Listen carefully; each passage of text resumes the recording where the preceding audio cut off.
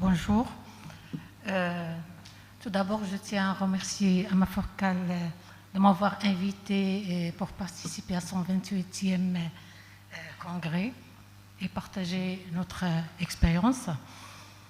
C'est vrai que c'est très difficile de prendre la parole après mon supérieur, professeur Bosfeha, qui tabarakallah haram en matière d'immunité. Et ça me fait énormément plaisir de travailler à ses côtés. Donc là, j'étais chargée de traiter l'autre côté des anomalies, comme il a dit M. Bosfeha, de l'immunité, les erreurs de l'immunité, mais là on va parler des erreurs acquises de l'immunité. C'est vrai que dans l'infection rétrovirale, c'est-à-dire les déficits acquis ou infection rétrovirale, c'est-à-dire pourquoi rétrovirale? Parce que c'est un déficit immunitaire qui est acquis après agression virale. C'est pour cela le déficit immunitaire acquis, c'est plus une maladie infectieuse qui est chronique, évolutive, transmissible et non contagieuse. Non contagieuse, mais transmissible. Pourquoi transmissible? Parce que c'est important de préciser que ce virus de l'immunodépression chez l'enfant se transmet de façon différente par rapport à l'adulte. La majorité des enfants sont contaminés par c'est-à-dire ils ont acquis le virus par transmission verticale. On va oublier de contamination parce que ce n'est pas un virus contagieux. Donc, l'infection rétrovirale constitue un spectre large de symptômes et dans l'évolution tardive ou bien le stade très évolué de cette infection aboutit au sida. Donc, sida, c'est la phase terminale et très évoluée de l'infection rétrovirale. Et là, on différencie d'emblée l'infection rétrovirale où l'enfant peut être porteur du virus, peut être infecté par le virus, et par le sida qui est le stade évolué tardif de sida. L'évolution naturelle de cette infection chez l'enfant et la physiopathe, c'est idem à celle de l'adulte. Par contre, l'aspect clinique et surtout la modalité de transmission et aussi le traitement est très différent de celui de l'adulte. Sur le plan clinique, l'infection rétrovirale chez l'enfant s'exprime soit de façon aiguë, grave, heureusement rare, dans à peu près 25% des cas.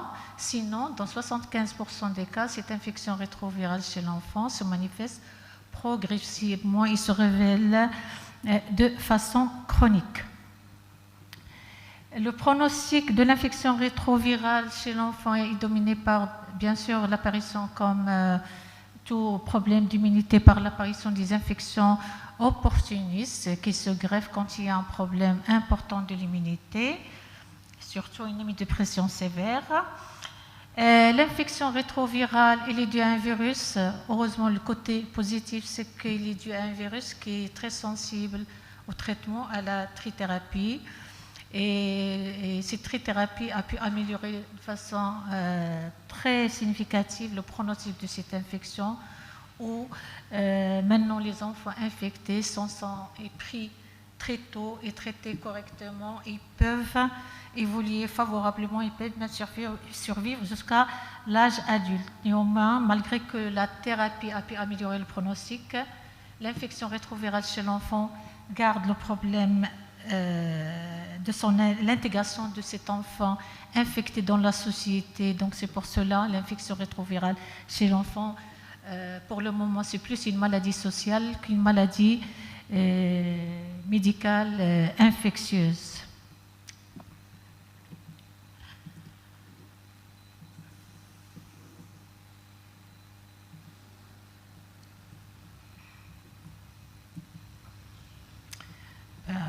Je bouge la flèche. Et maintenant, quels sont les objectifs de cette présentation? Ça on va essayer de parler de cette infection de façon à faciliter pour les praticiens pédiatres marocains la prise en charge de l'enfant infecté. Après un bref rappel, on va parler comment dépister l'infection rétrovirale chez l'enfant, comment poser le diagnostic, c'est-à-dire le confirmer, comment évaluer son statut immunitaire et virologique. On parlera aussi des principales infections opportunistes qui peuvent se greffer chez l'enfant infecté par le VIH, quand et comment instaurer le traitement rétroviral et surtout la surveillance de ces traitements, élément important du suivi de l'enfant infecté. Donc avant de parler de VIH, il faut connaître la structure. La structure de ce virus est très importante et importante. Il a une incrimination même dans la physiopathie de cette pathologie et par suite une application aussi thérapeutique. Il faut savoir que le rétrovirus, qui est responsable de cette infection rétrovirale, il a une forme circulaire qu'on voyait là dans une photo schématique. Et on a de l'extérieur à l'intérieur une enveloppe qui est d'origine lipidique sur laquelle il y a des glycoprotéines surtout et des corécepteurs, surtout la glycoprotéine G120. C'est une glycoprotéine qui est très importante et c'est ça l'élément pronostic et de virulence de ce virus. C'est elle qui permet de s'accroupir, de se coller aux cellules sensibles. Comme on verra les lymphocytes qui portent les CD4 parce que ce virus il a un tropisme pour les cellules immunitaires T et du type CD4. Et puis à l'intérieur de cette enveloppe, il y a une capsule protéidique et une protéase aussi. Une enzyme du virus, c'est une enzyme parmi les 3 enzymes principaux qui interviennent dans la multiplication de ce virus. Et à l'intérieur, on a une capside qui est protéique. Cette capside renferme les brins d'ARN parce que j'ai oublié de dire que le rétrovirus, c'est un virus à ARN, donc 2 brins d'ARN. Et puis les 2 autres enzymes, la transcriptase inverse et l'intégrase, la protéase, l'intégrase et la transcriptase inverse, ce sont 3 enzymes très importantes pour la multiplication de ce virus. Maintenant, comment le virus se multiplie? Le cycle de multiplication de ce virus est très simple. Il se fait pratiquement en 7 étapes. D'abord, le virus, grâce à la glycoprotéine, va se fixer au niveau de la paroi de la cellule hôte, surtout les CD4, les lymphocytes CD4, mais il peut aussi se fixer sur les monocytes, les macrophages et les cellules dendritiques, mais essentiellement un tropisme pour les lymphocytes CD4. Et puis, quand il se fixe sur la paroi, et il va s'ouvrir dans le parenchyme, dans la cellule. Il y aura libération. Donc, la 3e étape, c'est libération de ce génome, ce matériel d'ARN viral qui contient le génome du virus. Et là, sous l'action d'une transcriptase inverse, c'est-à-dire l'enzyme dont on a parlé tout à l'heure, qui est très importante dans la transcription du génome du virus en ADN viral. Et cet ADN viral va rentrer sous l'action de l'intégrase, c'est-à-dire la 2e enzyme du virus. Il va rentrer dans le noyau et il va se transcrire, se couper en ADN de cellules de l'hôte. Et après, cet ADN copié va permettre la production de 2 éléments importants pour la multiplication, la formation d'un petit vibrion ou petit rétrovirus et la maturation de ce rétrovirus ou le vibrion va se faire sous l'action de la 3e enzyme, la protéase, et ensuite le virus va être exclu, va sortir de la cellule hôte en donnant plusieurs vibrions. et le plus souvent après éclatement de la cellule, ce qui entraîne la destruction progressive de chaque cellule CD4 envahie, ce qui donnera l'immunodépression ultérieure. Ceci, c'est une vue schématique de ce rétrovirus. Vous voyez là une cellule dendritique et tout ce qui est là, ce sont le virus, le rétrovirus qui est accolé à la cellule dendritique. Et là, c'est une vision de ce virus en 3D. Vous voyez l'aspirant avec les glucoprotéines J120. Ici, c'est une vue schématique au microscope électronique. Et là, on voit que le virus il est en train de se fixer à la cellule et après, il va libérer, après le cycle de multiplication, il aura libération de plusieurs vibrions qui sont d'abord immatures et puis après, ils vont acquérir leur maturation, bien sûr, sous l'action des enzymes virales. Concernant la physiopathie de ce virus, comme j'ai dit, le virus il a un tropisme pour les cellules lymphocytées, et surtout les lymphocytes qui portent les CD4. Il peut se fixer aussi sur les monocytes, les macrophages et les cellules dendritiques. La différence entre les lymphocytes et les autres cellules, c'est que quand il se fixe sur les lymphocytes T, je suis dérangée par la lumière.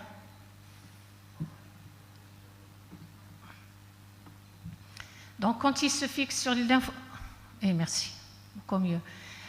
Quand il se fixe sur les lymphocytes, il a un pouvoir cytogène, c'est-à-dire il détruit la cellule, contrairement à quand il se fixe sur les autres cellules, il a un pouvoir de prolifération virale, c'est-à-dire c'est comme un réservoir de virus, il ne détruit pas, il envahit tout court. C'est ça la grande différence.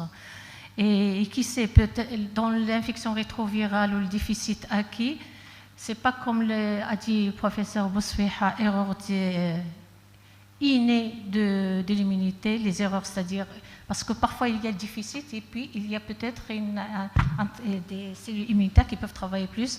En matière de VIH, ce qui est sûr maintenant, c'est qu'on est dans le déficit, mais qui sait, peut-être c'est plus des erreurs qu'un déficit, puisqu'on peut voir certains syndromes de restauration, on peut avoir aussi des tumeurs, etc., d'autres pathologies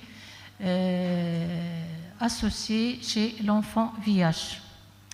L'évolution spontanée de la maladie, c'est comme l'adulte, mais l'aspect évolutif qui est différent. Donc on commence par une primo-infection qui est rapide, qui est de 2 à 6 semaines, ça chez l'adulte. Puis après une phase qui est prolongée, qui peut aller jusqu'à 15 ans, voire ne jamais se manifester. Et puis la phase terminale qui est la phase de SIDA.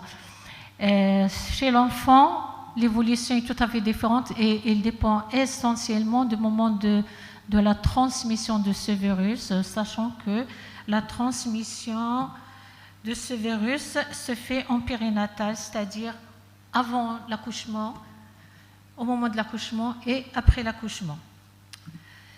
Là, on ne peut pas parler de l'infection rétrovirale ni de rétrovirus sans parler de sa variabilité génétique, parce que maintenant, ce qui pose le problème de cette infection rétrovirale, c'est surtout sa variabilité génétique ou sa virulence génétique, parce que le virus de SIDA, il est variable, il y en a deux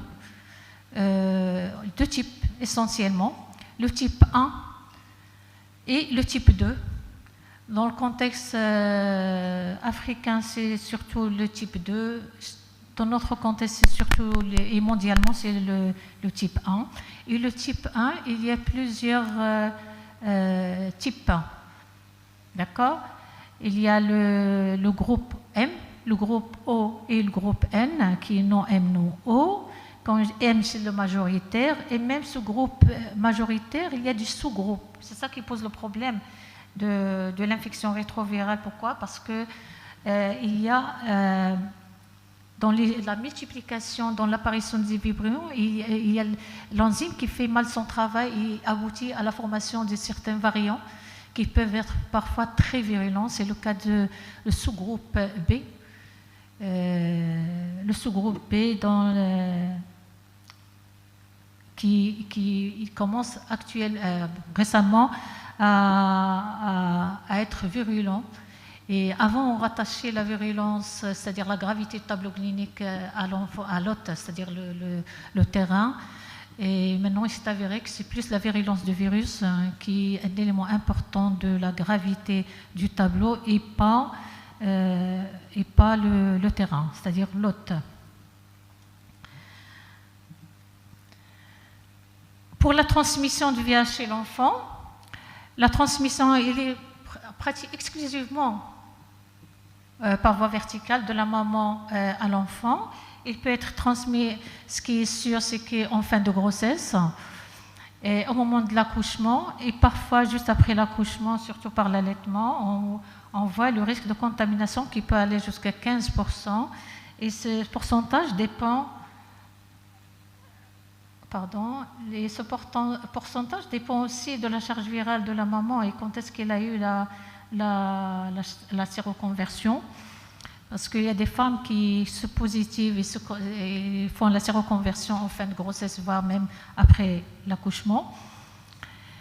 Et là, on a l'espoir dans la prévention de transmission de mère-enfant, c'est-à-dire c'est un protocole de prise en charge de la femme enceinte qui a permis de réduire de façon très importante le risque de transmission qui peut aller de 40-50% à même 1% si la prévention de la transmission mère-enfant était bien faite. Et cette prévention de transmission de mère-enfant consiste à prendre en charge la maman au cours de la grossesse, la préparer à l'accouchement, prendre l'enfant correctement après la naissance par une prophylaxie, par une immunothérapie, etc.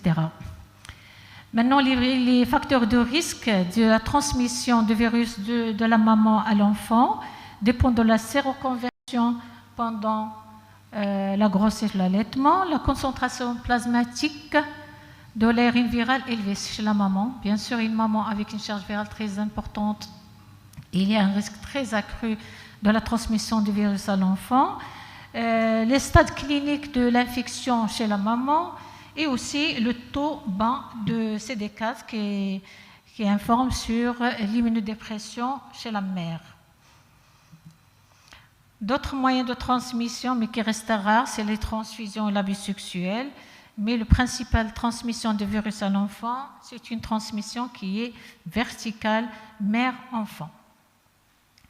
Concernant l'épidémiologie, l'infection rétrovirale chez l'enfant pose un énorme problème de santé publique, de par sa morbidité, sa mortalité et surtout son incidence. C'est un virus qu'on n'arrive pas à contrôler. C'est un virus c'est difficile de le contrôler puisque, comme j'ai dit tout à l'heure, il y a une variabilité génétique qui laisse difficile de trouver un vaccin ou un traitement qui peut éradiquer cette infection. C'est un virus qui continue à sévir et qui continue à présenter un problème de santé publique de par le monde et surtout en Afrique. En guide de comparaison, vous voyez là, l'enfant représente pratiquement 4% du total des cas déclarés dans le monde, c'est quand même énorme. Et constitue le 9% des nouveaux cas. Normalement, une prise en charge, un dépistage correct, une prise en charge de l'adulte et une bonne prévention de la transmission mère-enfant peut aboutir à une éradication de cette infection chez l'enfant, mais ce n'est pas le cas.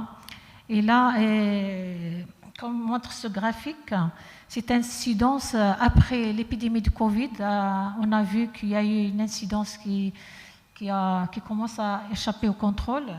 Il y a une augmentation du nombre de cas. Et je pense que ça, c'est lié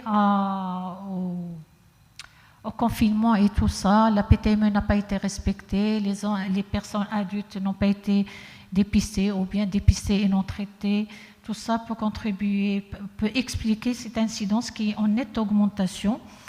Et ne serait-ce que dernièrement, en 2 jours, on a reçu 3 nouveaux cas.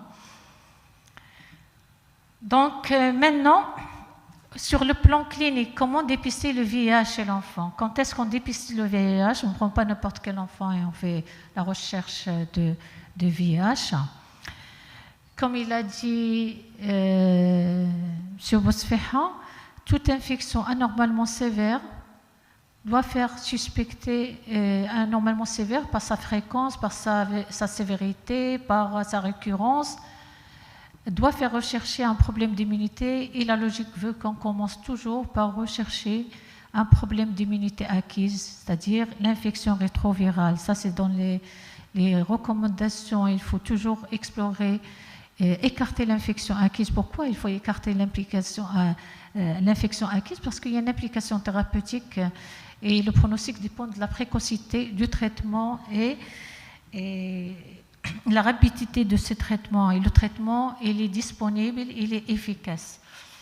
Donc, pour dépister, quand est-ce qu'on dépiste? Tout nourrisson ou enfant né de mère séropositive. C'est-à-dire, toute maman séropositive, ses enfants doivent être dépistés à la recherche du VIH parce qu'il y a le risque de transmission, ne serait-ce que faible, hein, même s'il est sous trithérapie. Toute infection anormalement sévère, une diarrhée chronique. Une diarrhée chronique égale déficit immunitaire. Je ne vais pas parler du VIH, même il faut chercher un problème d'immunité. Comme il a dit M. Bosfeha, les maladies sévères comme ça, ce n'est pas normal. Hein. Il faut toujours chercher un terrain qui est propice. Une dénutrition, une cachexie doit faire rechercher un déficit immunitaire, retard de croissance, une candidose, c'est-à-dire toutes les infections opportunistes, hein, non classiques, doivent rechercher un problème d'immunité.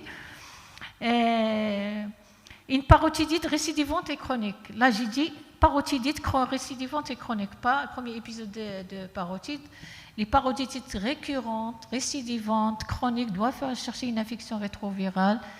Ceci est indépendamment du déficit immunitaire parce que cette hypertrophie peut être due à une infiltration d'organes sans immunodépression. Donc, même si vous avez un enfant qui est immunocompétent, c'est-à-dire qu'il ne fait pas d'infection répétée, et s'il a une parotidite chronique récidivante, il faut penser à l'infiltration par le rétrovirus. Une dilatation de bronche, c'est une expression très fréquente dans notre contexte marocain, révélateur de l'infection rétrovirale, c'est-à-dire les dilatations de bronches secondaires à des infections récurrentes de bas âge. La dyspraxie buccolinguale, c'est un élément qui est pratiquement pathognomonique de l'infection rétrovirale chez le nourrisson. La dyspraxie buccolinguale, c'est un signe neurologique de l'encéphalopathie rétrovirale chez le nourrisson. Ce sont des enfants qui ont ces mouvements, ils mâchent sans avaler ou bien ils avalent sans mâcher, associés à certaines anomalies neurologiques, doivent faire suspecter l'encéphalopathie rétrovirale et chercher à confirmer cette infection chez le nourrisson. Donc la leishmaniose, la tuberculose, tout ça, les hémopathies doivent rechercher une infection rétrovirale parce que la leishmaniotuberculose, ils sont classés actuellement comme des infections opportunistes chez l'enfant. Les manifestations, maintenant, comment le VIH se manifeste chez l'enfant? Il faut savoir que le VIH peut se manifester soit chez le nourrisson, soit chez le grand enfant. D'accord? Donc, on est amené à diagnostiquer le VIH soit chez le nourrisson, et ça, c'est la forme aiguë, grave, rapide, etc. Et puis, soit le diagnostiquer au stade progressif et chronique chez le grand enfant. Et ça, heureusement, c'est la forme de bon pronostic qui se retrouve qu'on voit dans les 75% des cas. Pour la forme précoce du nourrisson, généralement, les signes de l'infection rétrovirale apparaissent vers 3 à 6 mois. Il n'y a pas de VIH néonatal, hein. Il n'y a pas de VIH congénital. Parce que le virus est transmis en périnatal, donc le temps qu'il infiltre le corps, qu'il entraîne une limite de pression, et 3-6 mois, c'est la durée de l'apparition des premiers symptômes du VIH. Et généralement, c'est une évolution qui est rapide, massive, et l'enfant, d'un coup, il va présenter les signes d'infiltration, c'est-à-dire d'organes, l'hypertrophie des amygdales, c'est-à-dire augmentation de la taille des organes hématopoïétiques, avec les signes de d'immunodépression et des infections opportunistes. Généralement, ce sont des nourrissons qui viennent en mauvais état général. Et là, on incrimine ces formes-là, on incrimine la contamination in utero, mais on n'est pas sûr, parce qu'il se peut que ces enfants qui font la forme massive néonatale au bas âge, dans la première année, il est dû à la contamination précoce et surtout à la charge virale de la maman qui était très importante. Dans les formes précoces, il y a un élément clinique pathognomonique de la forme du nourrisson, c'est l'encéphalopathie rétrovirale. Comment faire le diagnostic? Comme j'ai dit, ce sont des enfants qui sont ralentis sur le plan psychomoteur, ils ont une microcranie, c'est-à-dire le cerveau n'augmente pas, ils ont une hypertonie des membres, la dyspraxie de tout à l'heure et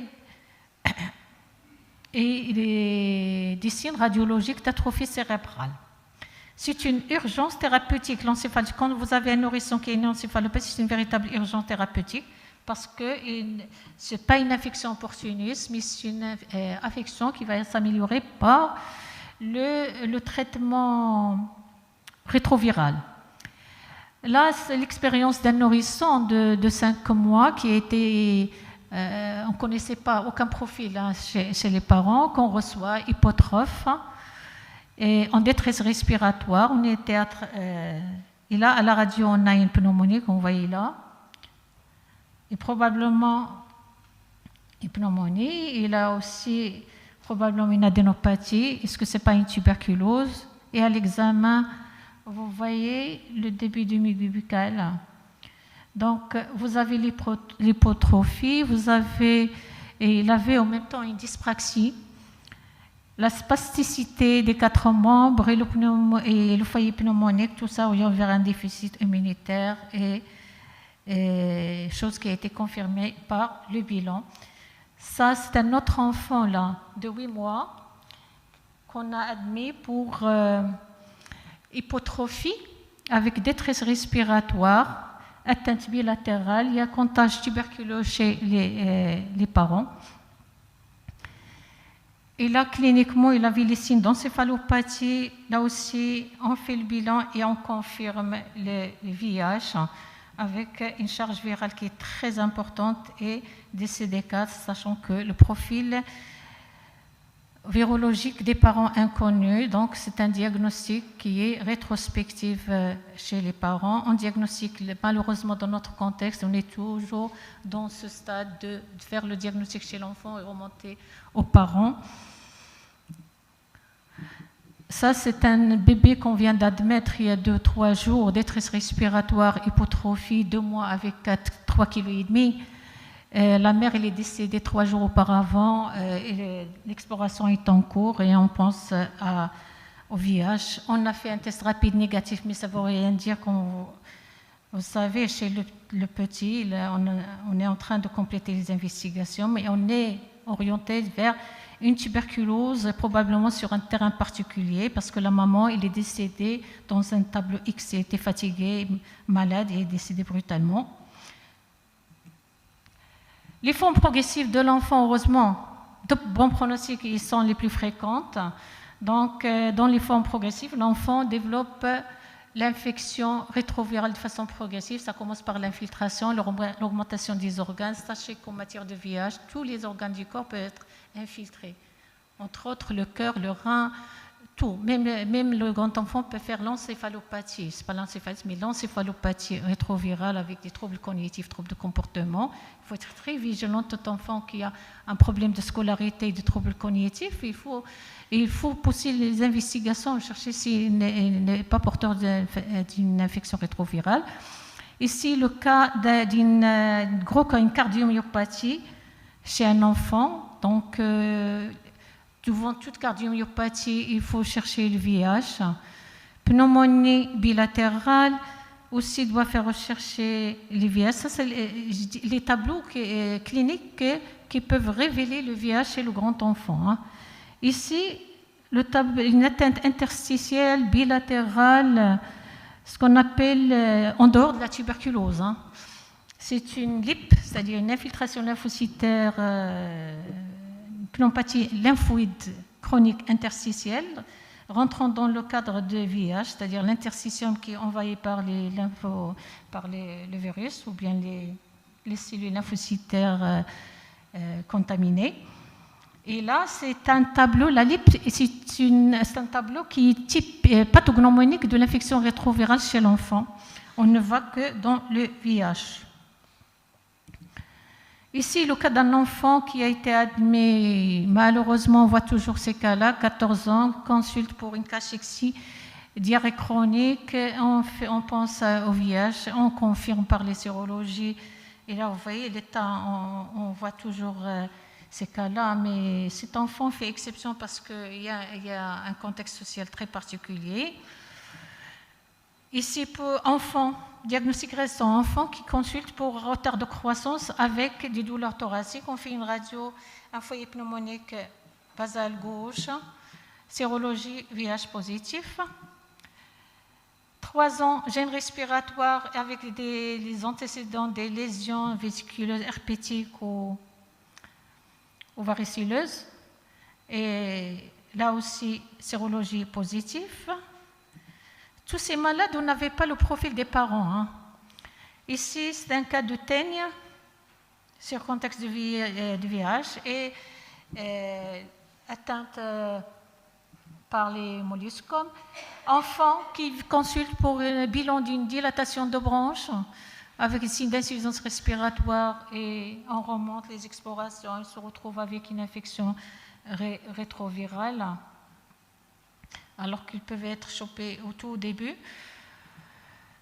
Les complications du VIH, 2 types de complications peuvent se voir en cas de VIH. Les infections opportunistes, j'en passe, ils ont été déjà décrites, et les cancers. En chef de file, la tuberculose, et sachez qu'il y a une interaction bidirectionnelle létale entre le VIH et la tuberculose. La tuberculose, élément mauvais pronostic du VIH, mauvais pronostic de la tuberculose. Et il faut savoir que la tuberculose, c'est un élément accélérateur de l'évolution fatale du VIH. Hein, parce qu'à cause de la tuberculose, il y aura une stimulation immunitaire en permanence, ce qui entraîne et accélère l'altération et la détérioration immunitaire. Les pneumonies à pneumocystis aussi, en deuxième lieu. Il faut savoir qu'en matière de VIH, le pneumocystis se manifeste par des tableaux subaigus. Ce n'est pas l'aigu, mais subaigu, avec détresse respiratoire, une dyspnée à l'effort, etc. Et d'autres infections opportunistes qui peuvent se voir chez le VIH. Et si j'ai dit le VIH endommage les neurones, oui, le VIH ou aussi l'anthropisme pour les cellules nerveuses et peut être responsable de beaucoup de cas de démence chez l'adulte et d'encéphalopathie, troubles cognitifs et retard et troubles de comportement chez l'enfant. Pourquoi? Parce que le virus peut détruire les cellules neurologiques en même temps. Comme je disais tout à l'heure, la glycoprotéine de la surface, il a le pouvoir de libérer certains enzymes qui vont empêcher le renouvellement et la multiplication des cellules souches. C'est-à-dire ce virus va détruire sans pouvoir laisser la place à la reconstitution et la régénérescence des cellules nerveuses. Maintenant, comment confirmer le VIH chez l'enfant? Chez le nourrisson, de plus de 18 mois, il n'y a pas de problème. Hein. La confirmation repose sur l'identification des anticorps anti-VIH par technique d'immunoenzymatique. Pour retenir le diagnostic, il faut avoir 2 sérologies positives pour retenir le diagnostic et 2 sérologies négatives pour infirmer le diagnostic. Chez le nourrisson, on est plus dans l'identification par les tests virologiques, la PCR ARN ou ADN qui apporte le diagnostic dans pratiquement 90% des cas. Et là, la même chose, si la première PCR est positive, il faut refaire la deuxième. Il faut 2 preuves de positivité pour retenir le diagnostic. Si la première est positive, il faut refaire la deuxième sans intervalle libre. Si la première est négative, il faut attendre 3 mois, d'accord, pour refaire une deuxième. Et on conclura quand on a 2 PCR qui sont positifs. Certaines études, ils parlent après 2 PCR négatifs, on peut écarter le diagnostic. D'autres, ils préconisent le suivi des enfants jusqu'à l'âge de 18 mois et confirmé par une sérologie négative avant de recuser le diagnostic. Le test rapide ou test d'orientation, maintenant, c'est ce qu'on fait actuellement. Il est facile, peut être pratiqué sur des sécrétions buccales du sang total U des sérums. Et concernant les tests rapides, il faut toujours confirmer par un autre test d'ELISA ou un test de Western ou faire carrément la PCR à ARN ou ADN pour confirmer. Là, je passe les classifications cliniques du VIH selon l'OMS qui les classe en 4 stades et les CDC qui les classe aussi en 4. Et il faut savoir ces classifications, ils ont un intérêt dans le suivi clinique des enfants et pas dans l'indication thérapeutique. Ils ne sont pas très importants pour démarrer le traitement parce que maintenant, tout enfant VIH infecté, il faut aller rapidement, quelle que soit son immunité, par démarrer le traitement le plus tôt possible. C'est le seul moyen pour améliorer le pronostic et permettre une survie même à l'âge adulte. La catégorie immunologique, là aussi, l'immunodépression est définie par un taux bas des lymphocytes CD4 ou bien leur pourcentage par rapport au total des lymphocytes. Et là, vous voyez que le taux et le pourcentage varient en fonction de l'âge. Chez le tout petit, on ne tolère pas une grande chute des lymphocytes T et un pourcentage qui est trop bas par rapport à l'âge. Par exemple, une dépression sévère elle peut être définie à partir de moins de 26 chez le nourrisson et moins de 14 chez le grand enfant. Les autres examens sont très importants en matière de VIH, essentiellement la co-infection, parce que la co-infection influence le pronostic de cette infection. Pour la prise en charge thérapeutique, tout nouveau-né exposé au VIH doit recevoir un traitement rétroviral postpartum, c'est le cadre de prévention de transmission mère-enfant, mais tout VIH confirmé doit être traité par la trithérapie, bien sûr, après avoir traité les infections opportunistes, tout dépend du stade, mais il faut faire vite. Sans infection opportuniste, démarrer le plus tôt possible. S'il est infecté au stade évolué, il faut traiter l'infection avant de démarrer le traitement parce qu'il y a ce problème de restauration immunitaire qui peut aggraver le tableau et entraîner le décès. Les infections opportunistes, la prévention des infections opportunistes en matière de VIH s'impose contre le pneumocystose et les mycobactères avions complexes. Ils sont systématiques. Pour la surveillance, au début, on surveille de façon rapprochée. Après, on peut espacer des améliorations, 3-4 mois, et après, vers 6 à 12 mois. Ce qui est important, c'est que le suivi doit être continu pratiquement jusqu'à la passation à l'âge adulte, qui se fait aux alentours de 16-17 ans. La surveillance du traitement est très importante parce que, pourquoi la surveillance des effets secondaires de toxicité? Parce que c'est un élément très important de l'inobservance thérapeutique. Donc avant de démarrer le traitement, il faut avoir le consentement des parents, il faut les éclairer sur les effets secondaires qui parfois peuvent pousser les parents et l'enfant à arrêter ce traitement et leur préciser qu'il faut consulter à chaque fois qu'il y a un problème. La vaccination, je ne vais pas tarder sur la vaccination de l'enfant VIH. Il faut savoir que l'enfant VIH, c'est immunocompétent, c'est-à-dire, c'est pas immunocompétent, c'est-à-dire dont l'immunité est toujours conservée, peut être vacciné, peut recevoir le programme national d'immunisation complet, sans problème, même les vaccins vivants atténués. Par contre, un enfant dont l'immunité est fragile, dont le taux des lymphocytes est bas, etc., il faut éviter de les vacciner par le vaccin vivant atténué. Et quand il y a un contagion, on peut les traiter. Par exemple, une rougeole ou une varicelle, on peut utiliser l'immunothérapie, un traitement passif pour les traiter quand le tableau est très grave. Mais les malades en immunodépression, il faut éviter de les vacciner par les vaccins vivants atténués. Le pronostic, la trithérapie a amélioré de façon très très importante le pronostic de l'infection rétrovirale chez l'enfant, mais reste maintenant le problème de ces variants virulents qui source d'échecs thérapeutiques et de décès. Donc, de la surveillance très importante de ces malades par un génotypage régulier aux moindres évolutions atypiques.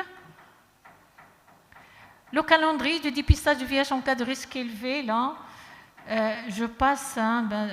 Donc, normalement, quand il y a un problème, un risque élevé de contamination, il faut prendre rapidement l'enfant en charge, et quitte à faire des prélèvements et démarrer la trithérapie, quitte à l'arrêter après affirmation du diagnostic. Quand il y a un faible risque de contamination, le suivi se fait aussi de même, mais on peut se contenter de la monothérapie. Question très importante, l'intégration de l'enfant, parce qu'à côté, le VIH de l'enfant ne pose plus de problème sur le plan thérapeutique, ne pose plus de problème parce que le virus du VIH, c'est-à-dire du sida, c'est parmi les virus les plus connus, les plus étudiés dans le monde. Mais maintenant, le problème qui se pose, c'est le problème d'intégration de l'enfant VIH. C'est une maladie plus sociale qu'autre chose, et cette l'intégration pose d'énormes problèmes de stigmatisation, d'autostigmatisation, d'échec de scolarité, d'abandon thérapeutique, d'inobservance, etc. Et il faut travailler là-dessus. C'est ça qui pose actuellement le problème. C'est surtout l'intégration de cet enfant dans la société, et des enfants dont la plupart ils sont orphelins de père, de mère ou des deux. En conclusion, l'infection VIH chez le nourrisson et l'enfant résulte de la transmission mère-enfant en périnatal. Donc facilement, on peut la prévenir, l'éradiquer par une bonne prise en charge et une bonne prévention de la transmission mère-enfant. Avant d'effectuer le test de VIH chez un enfant, la mère ou la personne qui s'occupe de l'enfant, ces personnes doivent être informées. Ça, c'est très important. Informées des possibles risques et bénéfices psychosociaux du test. C'est-à-dire, avant de confirmer le diagnostic, il faut avoir le consentement éclairé des parents. Chez l'enfant, penser au VIH dépisté permet un diagnostic et un traitement précoce, mais attention, c'est vrai que dès qu'on confirme, il faut aller rapidement pour traiter, mais il faut analyser le contexte social pour démarrer le traitement. Il faut voir si le contexte social va suivre pour le suivi de ces traitements, l'observance de ces traitements ou pas. Et je complète et je terminerai par dire que l'interruption de la transmission verticale et le traitement des enfants infectés par le VIH restent les deux objectifs les plus importants au niveau mondial de la médecine pédiatrique en matière de VIH. Et je vous remercie.